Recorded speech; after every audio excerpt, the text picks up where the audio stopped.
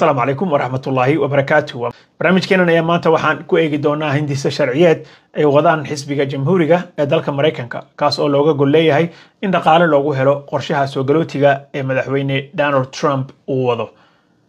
Xisbiga jamhuuriga ayaa isagu haysta aqlabiyadda labada aqal ee dalka Mareykanka. Hindisa sharciyeedka ay soo jeedinayaan mudanayaasha xisbiga ayaa noqon doona mid lid ku ah dadka soo galootiga ah. Qaraarka ayaa dhigaya in qofka raba inuu xareysto magangelyo doonnimo asylum seeker uu bixiyo lacag gaaraysa $1,000 oo noqonaysa qarashka buuxsashada arjiga halka markii hore ay ahayd bilaash oo markii ugu horeysay taariikhda dalka Mareykanka lacag noocan ah la soo rogo.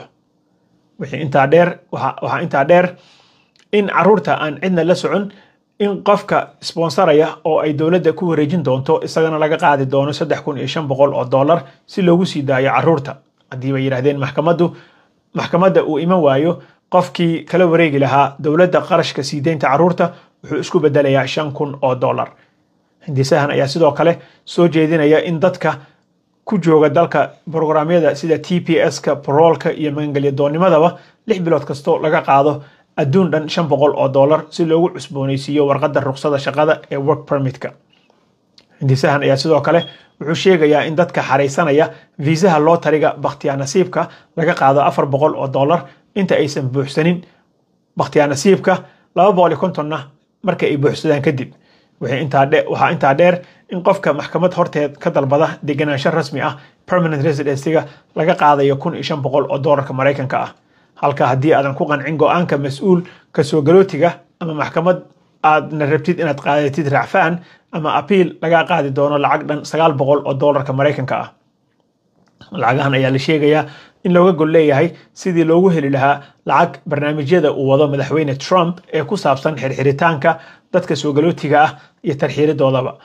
waxay rajeynayaan inay ka sameeyaan adduun dhan $45 bilyan Mareykanka ah 4 sano ee soo socota si loo dardargeliyo shaqaaleynta 10,000 oo askari oo ka mid noqota askarta wax tarxiisha ee ICE. sidoo kalena 14 bilyan oo u qoondeeyeen dhisidda xarumo ay ka tarxiili doonaan dadka soo galootiga ah.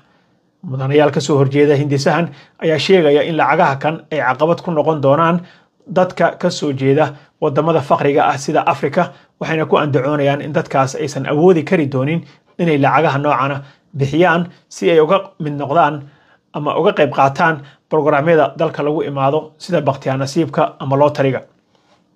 waxaa intaa dheer dadka iyaga maxkamad sugayaalka ah oo dadkeena ay u badan yihiin oo sugaya in go'aan ay ka gaarto maxkamadda in sanad kasta oo ay sugayaan iyagana $100 laga qaado oo every year sanad kasta oo aad sugayso $100 ayna bixisaa. intaas aan maanta kusoo koobayna insha Allah taala barnaamijkeena wixii kaloo ka soo kordha waan idin la soo socodsiin doonaa. Wassalaamu calaykum waraxmatullaahi wabarakaatuh.